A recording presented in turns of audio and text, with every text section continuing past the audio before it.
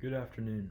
I stand before you today to address the event that occurred on the 24th of March 2018 during the third test match between Australia and South Africa in Cape Town, involving Australian cricketer Cameron Bancroft and the repercussions that have unraveled preceding that day. I hope to offer you the best of my conflict management services in order to resolve the situation and bring peace to both sides. Cricket Australia and the Australian Cricketers Association. Firstly, I would define this quarrel as an intergroup conflict, as there are two groups in disagreement over the conditions. For the sake of time, I will not recount the details of the event in full, but merely the consequences imposed on those involved and the objections to said settlements on the dispute. Without further ado, let's explain this conflict from both perspectives. From the one side, Cricket Australia started by apologizing to fans the following day and confirming the fact that Steve Smith and David Warner both agreed to step down from their roles as team captain and vice captain, respectively, for the remainder of the match. Those in charge of the team announced 2 days later that Smith, Warner, and Bancroft were being sent home as they were suspended and charged with bringing the game into disrepute. On top of this, they each received the punishment of a 12-month ban from all international or domestic cricket and to not be considered for any leadership positions for a whole year following the suspension.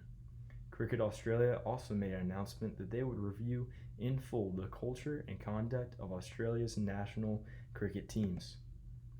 On the other side, because these sanctions were implemented after the charges on Bancroft by the match referee and Smith by the ICC, the Australian Cricketers Association challenged the fairness and severity of the consequences by Cricket Australia.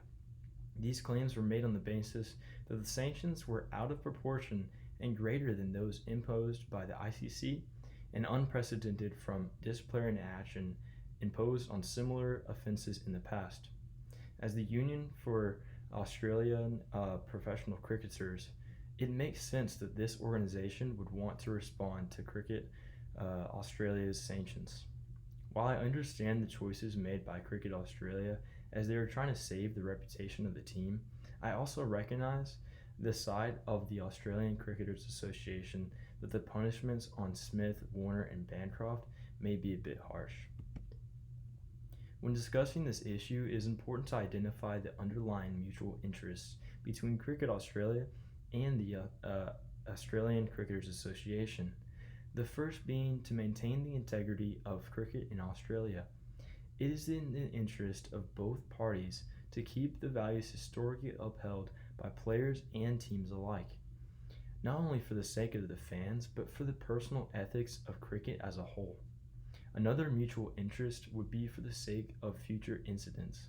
It should be the hope of both parties that nothing of this sort would happen again, but if it does, we want to establish a just process in coming to an agreement on the fairness and severity of consequences. Finally, both Cricket Australia and the Australian Cricketers Association want to do what is right. Therefore, it is in the mutual interest of both parties to decide on a reasonable course of action to take in order to maintain a healthy moral code and make the situation right in the eyes of the audience and the players just the same. Now that we have reviewed the conflict from both sides and identified mutual interest between Cricket Australia and the Australian Cricketers Association, it is time to propose the necessary communication skills and negotiation techniques for you to use in settling the dispute efficiently. It is obvious that both perspectives may have a different idea on what is fair in the situation, but that is why listening is so important.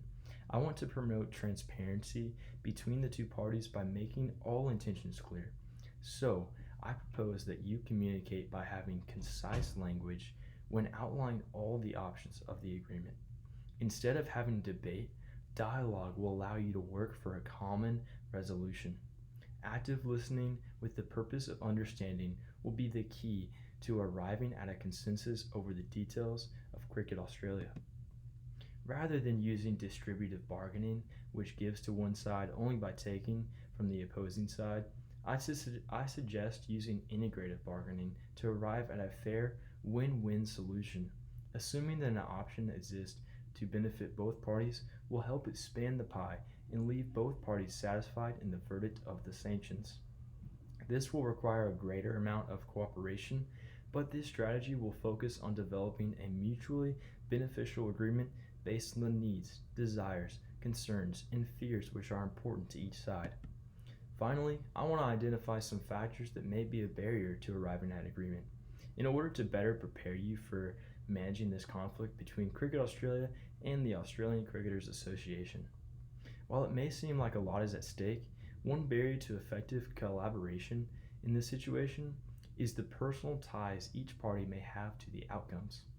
Possibly, the sanctions already proposed carry an unnecessary weight in the interest of either party.